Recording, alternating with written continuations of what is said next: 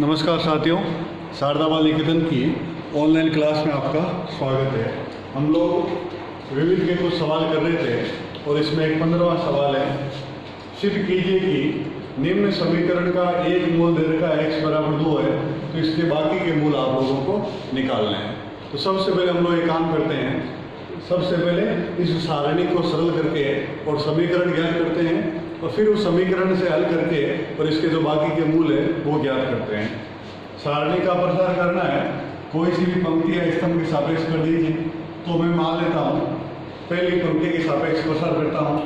सबसे पहले इनके चिन्ह तय करते हैं, ये प्लस माइनस प्लस, तो ये आएगा x, इसके संगत पंक्ति और स्तंभ हटाओ तो ये आएगा माइनस का 3x, x minus 3, 2x, x plus 2, फिर ये माइनस और ये भी माइनस का 6, इसके संगत पंक्ति हटाओ स्तंभ हटाओ तो ये आएगा 2x माइनस 3 x प्लस 2, फिर प्लस का 3 ये आएगा, ये प्लस 1, लेकिन इस अवयव का खुद का मान है माइनस का 1 और इसके संगत पंक्ति और स्तंभ हटाओ, देखिए हटाओ ये आएगा 2 माइनस का 3x माइनस 3 2x और बराबर क्या चल रहा है 0। अब हम लोगों को इस सारणी का मान निकालना है, तो ये 2 × 2 की सारणी है, इसका मान होता है इन दोनों का गुणा माइनस इन दोनों का गुणा, फिर जो आएगा उसको 1 से गुणा करना है। ऐसी अगले में ये माइनस माइनस प्लस हो जाएगा, प्लस का 6, फिर हम लोगों को सारणी का मान निकालना है और हम लोग इसको सरल करते हैं। इस समीकरण को हल करने पर हम लोगों को x³ माइनस 7x प्लस 6 बराबर 0 ये समीकरण प्राप्त होती है। अब देखो यहाँ से हम लोगों को इसके मूल निकालने हैं, तो आप देखोगे इसमें अधिकतम घात 3 है, तो ऐसी स्थिति में x के 3 मान आएंगे और 3 मान में से एक मान आपको दे रखा है x बराबर 2, तो बाकी के 2 मूल निकालने हैं। अब देखो जब कभी द्विघात होती है तब तो हम इसके टुकड़े कर सकते हैं कि गुणा करने पर इतना लाना, जोड़ने पर इतना लाना, लेकिन अगर त्रिघात हो ऐसी स्थिति में उसके टुकड़े करने का तरीका क्या होता है।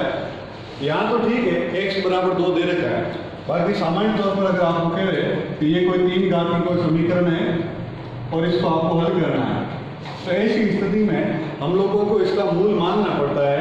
जैसे x बराबर 1 रखना, 1 रखने पर इसका मान 0 आता है कि नहीं आता है, नहीं आता तो माइनस 1 रखते हैं, x बराबर 2 रखते हैं, x बराबर माइनस 2 रखते हैं, x बराबर 3, x बराबर माइनस 3 और ये क्रम चलता रहता है।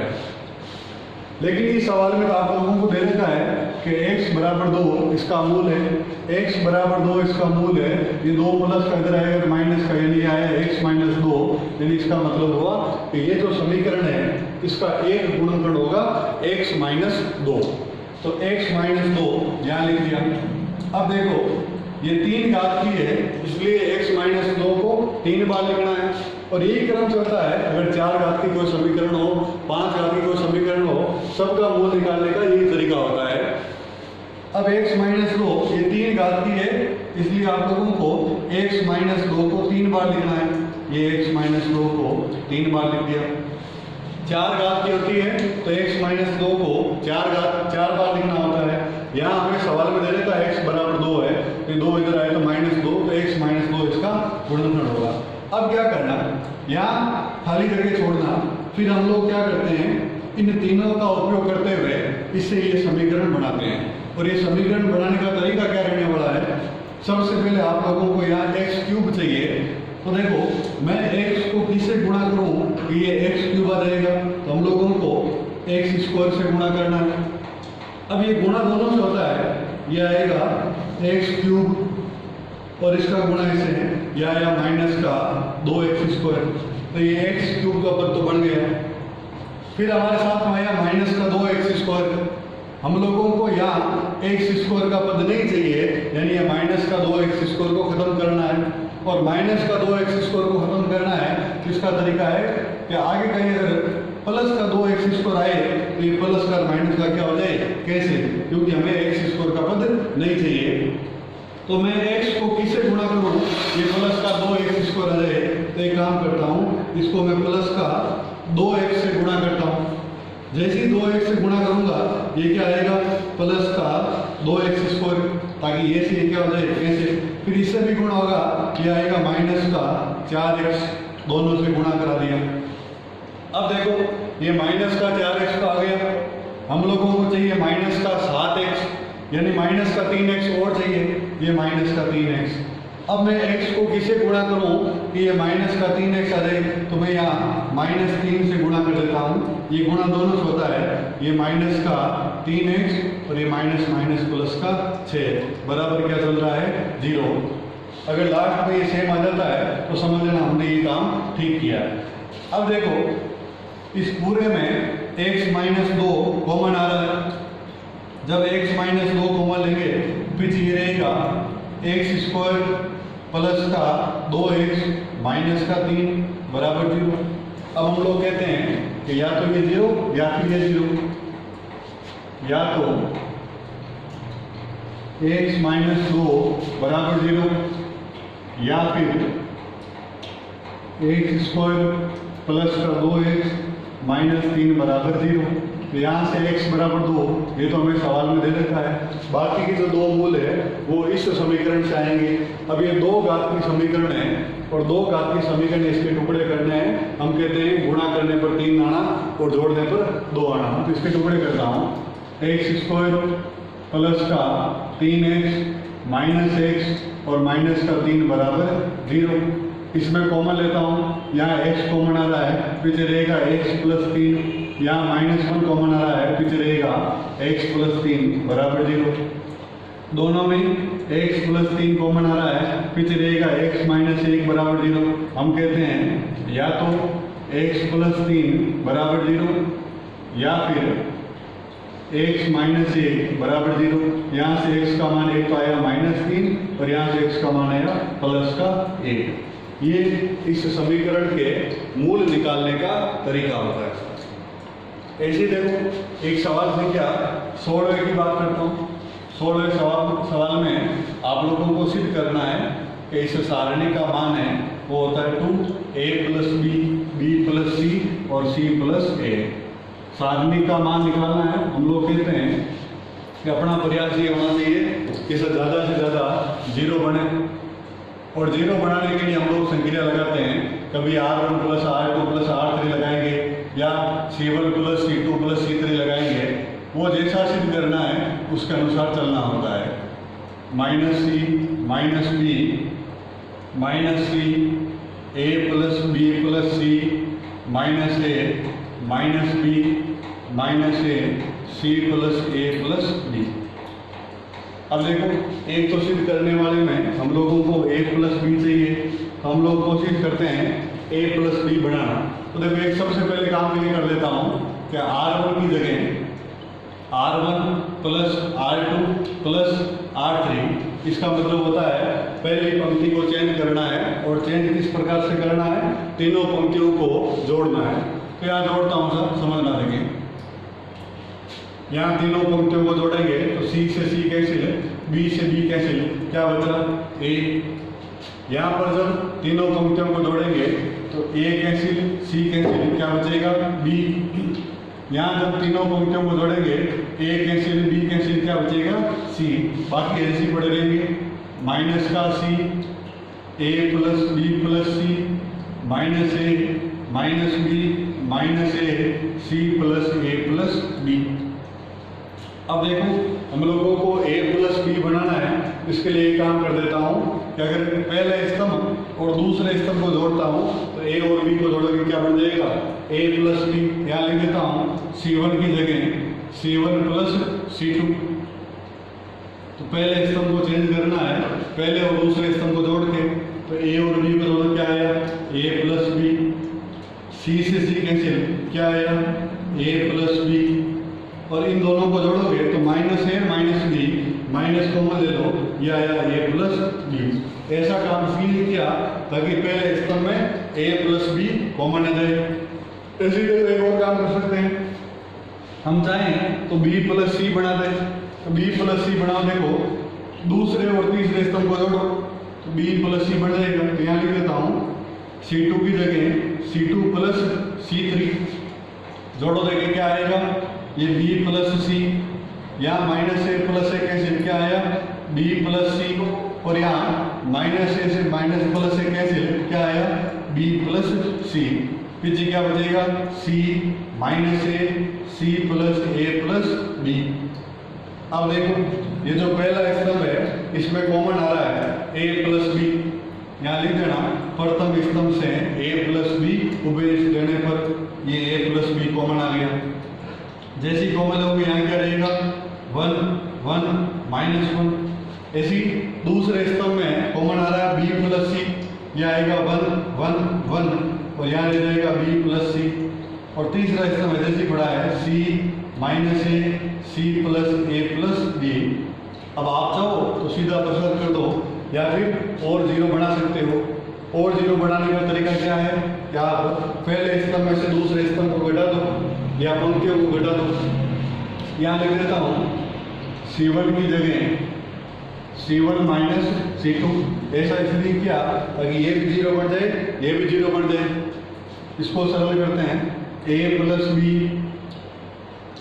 b प्लस सी, c1 में से c2 घटाओ, ये क्या आया 0, ये भी कितना आया 0 और ये कितना आया माइनस का 2। ये पड़ा रहेगा 1 1 1, ये c माइनस ए और c प्लस ए प्लस बी। अब हम लोगों को इस सारणी का मान निकालना है, तो हम लोग पहले स्तंभ के सापेक्ष प्रसार करेंगे। और जब पहले स्तंभ के सापेक्ष प्रसार करेंगे तो पहले अवयवों के चिन्ह तय करने हैं। और 3 इंटू 3 में चिन्ह ये होता है प्लस माइनस प्लस, केवल माइनस 2 की बात करनी है, बाकी 2 जीरो पूरे जीरो हो जाएगा। ये आया a plus B, b plus C. हाँ यहाँ की बात करते हैं, इसका चिन्ह तो प्लस का है लेकिन बाहर क्या है माइनस 2, ये प्लस और ये माइनस का 2। इसके संगत पंक्ति हटाओ, स्तंभ हटाओ, फिर ये सारणी बचेगी a c a minus A. इसको सरल करते हैं a plus B, b plus C और ये माइनस 2 बाहर पड़ा रहेगा। इसका मान निकालते हैं, इसका मान होता है इनका गुणा माइनस इनका गुणा, यानी माइनस ए माइनस सी। इसमें माइनस कॉमन ले लेता हूँ तो minus minus plus 2 a plus B, b plus C और a प्लस सी बराबर क्या आएगा RHS। ऐसे करके ये कोई 16वें सवाल की बात नहीं है। इसी देखो एक 20वें सवाल की हम लोग बात करते हैं। 20वें सवाल में आप लोगों को सिद्ध करना है कि इस सारणी का मान है वो 4abc इसके बराबर होता है। अब देखो सबसे पहले तो जो सिद्ध करना है उसके अनुसार चलना है, और सिद्ध करने वाले हम लोगों को 4abc चाहिए। तो 20वें का LHS लेता हूँ, ये LHS a square plus b square बटा सी a b square plus c square बटा a b c square plus a square बटा b। अब देखो इसको सरल करते हैं। सबसे पहला काम तो हम लोग ये करेंगे कि जो अपॉन में c आ रहा है इसको खत्म करना। अपॉन में c आ रहा है खत्म करना, इसका तरीका ये होता है कि ये जो पहली पंक्ति है इसको c से गुणा कर दीजिए, यानी r1 है इसको c से गुणा कर दीजिए। चेंज कौन होगा r1 चेंज c से गुणा करोगे क्या आएगा a square plus b square upon c into C. प्रत्येक अवयव को c से गुणा करना है, तो c से c क्या हो जाएगा कैंसिल। यहाँ c से गुणा करो, ये आया c स्क्वायर, और यहाँ c से गुणा करो, ये भी क्या आया c स्क्वायर। लेकिन हम लोगों ने सारणिक में पढ़ा है कि अगर किसी पंक्ति को किसी संख्या से गुणा करते हैं, ऐसी स्थिति में उसका मान उतने गुना बढ़ जाता है। अगर 3 से गुणा करते हैं तो उसका मान 3 गुना बढ़ जाएगा, 5 से गुणा करते हैं उसका मान 5 गुना बढ़ जाएगा। तो हम चाहते हैं कि संकीर्ण इस प्रकार से लगाओ ताकि सारणी के मान में कोई फर्क नहीं पड़े। जैसे हम लोग लगाते हैं r1 की जगह r1 plus r2 plus r3 या c1 plus c2 plus c3, इससे सारणी के मान में कोई फर्क नहीं पड़ता है। लेकिन अगर जैसे ही आपने c से गुणा किया है, ऐसी स्थिति में सारणी का मान c गुना बढ़ जाएगा। तो ऐसी स्थिति में c से गुणा के बाद c का भाग लेना होता है ताकि वापस इसको सरल करें तो बराबर हो जाता है। अपॉन में क्या आएगा c। ये c क्यों आया, क्योंकि पहली पंक्ति को c से गुणा किया है, इसलिए इसका मान c गुना बढ़ जाएगा। ऐसी देखो दूसरी पंक्ति में यहाँ अपॉन में a है तो हम दूसरी पंक्ति को a से गुणा करेंगे, यहाँ लिखेंगे R2 चेंज a R2, यानी आप लोगों को a से गुणा करना है। जैसे ही a से गुणा करेंगे ये आया a स्क्वायर, ये आया b square plus c square और ये भी आया a स्क्वायर, लेकिन a से गुणा करते ही इसका मान a गुना बढ़ जाएगा। फिर तीसरी पंक्ति की बात करें तो तीसरी पंक्ति में अपॉन में b है तो हम लोग इसको b से गुणा करेंगे तो क्या आएगा R3 की जगह b R3। जैसे ही आप b से गुणा करोगे इस सारणी का मान b गुना बढ़ जाएगा, तो बाहर क्या करना है b का भाग लेना ताकि सारणी के मान में कोई फर्क नहीं पड़े। ये आया b स्क्वायर, ये भी b स्क्वायर और ये आया c square plus a square. अब देखो इस सारणी का मान निकालना है तो एक ही तरीका है कि हम चाहते हैं ज़्यादा से ज़्यादा जीरो बढ़े। देखो जीरो बढ़ाने का तरीका ये है कि यहाँ a square plus b square है, अगर इसमें से a square plus b square minus करें यहाँ पर क्या बन जाएगा जीरो। अब सीधा सीधा तो बढ़ाना नहीं है, एक काम करो इस R1 में से R2 भी घटा लो और R3 भी घटा लो तो ये क्या हो जाएगा यहाँ पर जीरो बन जाएगा। तो यहाँ मैं संख्या लगाता हूँ R1 की जगह R1 minus R2 minus R3, या आप चाहो किसी को लिख दो कि माइनस कॉमन ले लो, ये आएगा प्लस, यानी R2 और R3 को जोड़ना है और किस में से घटाना है R1 में से घटाना है। ये आया 1/ABC, यहाँ घटाओगे देखो R1 की जगह कौन है a square plus b square minus R2 की जगह कौन है a स्क्वायर और R3 की जगह कौन है b स्क्वायर, ये कर जाएगा कितना आया जीरो। फिर यहाँ की बात करें R1 की जगह कौन है c स्क्वायर माइनस R2 की जगह कौन है b square plus c square और प्लस R3 की जगह कौन है b स्क्वायर। इसको सरल करें तो ये c स्क्वायर से c स्क्वायर कैसे कितना आया माइनस का 2b स्क्वायर। ऐसी यहाँ की बात करते हैं, अब यहाँ R1 की जगह कौन है c स्क्वायर माइनस R2 की जगह कौन है a स्क्वायर प्लस R3 की जगह c square plus a square. c square कैसे क्या आया माइनस का 2a स्क्वायर। बाकी की दो पंक्तियां जैसी पड़ी रहेगी, ये आया a square b square plus c square a square b square c square plus a square. अब हम लोग एक काम ये कर सकते हैं, ये जो पहली पंक्ति है इस पहली पंक्ति में दो कॉमन आ रहा है, हालांकि कॉमन तो -2 भी आ रहा है, जैसी अपनी सुविधा हो उसके अनुसार काम कर लेना। तो यहाँ पहली पंक्ति में दो कॉमन आ रहा है, यह आया 2/ABC। पीछे क्या रहेगा ये जीरो माइनस का b स्क्वायर माइनस का a square b square plus c square a square b square और c square plus a square. एक तरीका है इस सारणी का मान सीधा ही निकाल दो, या हम चाहें तो ज़्यादा से ज़्यादा जीरो बनाएं और ज़्यादा से ज़्यादा जीरो बनाना है इसका तरीका बताता हूँ। आप देखो अगर पहली पंक्ति और तीसरी पंक्ति को जोड़ता हूँ तो ये b स्क्वायर से b स्क्वायर कैंसिल हो जाएगा, क्या बन जाएगा जीरो। अब देखो इसकी लिखावट बताता हूँ वो थोड़ा समझना देंगे। आप पहली पंक्ति और तीसरी पंक्ति को जोड़ दो, जैसे ही जोड़ोगे ये क्या बन जाएगा जीरो। अब यहाँ क्या लिखना, अगर यहाँ R1 है यहाँ पर भी क्या लिखना R1। यहाँ काम करते हैं क्या बनेगा देखो R1 और R3 को जोड़ना है, 0 प्लस b स्क्वायर क्या आया b स्क्वायर। यहाँ जोड़ोगे ये क्या आएगा 0, यहाँ जोड़ोगे क्या आएगा c स्क्वायर। तो यहाँ थोड़ा ध्यान करना, अगर हम लोग यहाँ पर 0 बना रहे हैं और पहले से अगर कोई 0 बना वो अगर खत्म हो रहा है तो ऐसी संख्या नहीं लगानी। हम चाहते हैं कि 0 की संख्या ज़्यादा से ज़्यादा हो, तो ऐसी स्थिति में क्या काम करना, हमें पहली पंक्ति और तीसरी पंक्ति जोड़ना थे, लेकिन लिखना यूँ है R3 प्लस R1 और यहाँ चेंज कौन होगा R3, यानी R3 के स्थान पर क्या लिखना है R3 प्लस R1। हम लोग 0 बनाएं तब हमेशा ये प्रयास करना है कि जो पहले से 0 बने हैं वो खत्म नहीं होने चाहिए, नहीं तो संख्या लगाने का कोई फायदा नहीं है। तो यहाँ R3 प्लस R1 लगाते हैं, अब देखते हैं 0 खत्म होता है नहीं होता है।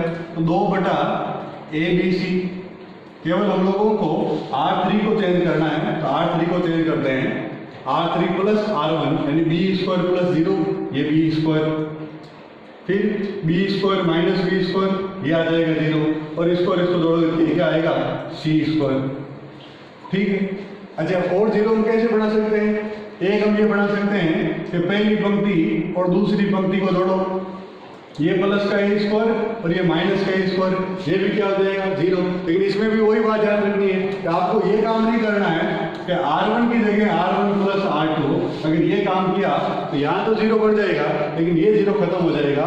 तो हम लोगों को ये लिखना है R2 की जगह R2 प्लस R1, तो R2 को चेंज करते हैं ए स्क्वायर प्लस 0, ये आया ए स्क्वायर, इनको जोड़ोगे ये आया सी स्क्वायर, और इनको जोड़ोगे ये क्या आएगा 0, और R1 है जैसे ये 0 माइनस बी स्क्वायर और माइनस का ए स्क्वायर। अब हम लोगों को इस सारणी का मान निकालना है। 3 0 बन गए तो आप आराम से निकाल सकते हो। कोई सी भी पंक्ति या स्तर के सापेक्ष प्रसार कर देना, या 2 बटा ए बी सी, ये बाहर 0 है तो लिखने का कोई मतलब नहीं है। फिर इनके चिन्ह होते हैं प्लस माइनस प्लस, ये आएगा माइनस और माइनस का बी स्क्वायर, इसके संगत पंक्ति और इसका घटाव देखें, ये आएगा ए स्क्वायर 0 बी स्क्वायर सी स्क्वायर। फिर इसका चिन्ह तो प्लस का है, लेकिन इस अवयव खुद का मान माइनस का है, ये माइनस का ए स्क्वायर, इसके संगत पंक्ति और इसका घटाव देखें, ये आएगा ए स्क्वायर सी स्क्वायर बी स्क्वायर और 0। इसको सरल करते हैं, ये 2 बटा ए बी सी, ये माइनस माइनस क्या हो जाएगा प्लस, ये प्लस का बी स्क्वायर, इसका मान निकालेंगे, ये आएगा ए स्क्वायर सी स्क्वायर और माइनस क्या हो जाएगा 0। माइनस का यहाँ की बात करें, ये ए स्क्वायर, इसका मान क्या होगा, इनका गुणा माइनस इनका गुणा, इनका गुणा तो 0 माइनस इनका गुणा बी स्क्वायर सी स्क्वायर, यह आया 2 बटा ए बी सी, ये ए स्क्वायर बी स्क्वायर सी स्क्वायर, और ये माइनस माइनस प्लस, ये भी ए स्क्वायर बी स्क्वायर सी स्क्वायर, यानी 2 बार ए स्क्वायर बी स्क्वायर सी स्क्वायर। यहाँ आप देखो ए से ए कैंसिल, बी से बी कैंसिल और सी से सी कैंसिल, तो फाइनली क्या आया 4abc, इस प्रकार बराबर क्या आया RHS। ये कोई अपने एक सवाल से क्या 20वें की बात हुई है। जो विविध के बाकी सवाल है वो आप लोग मिलाने का प्रयास करना, और जो नहीं होते हैं वो पूछना। धन्यवाद।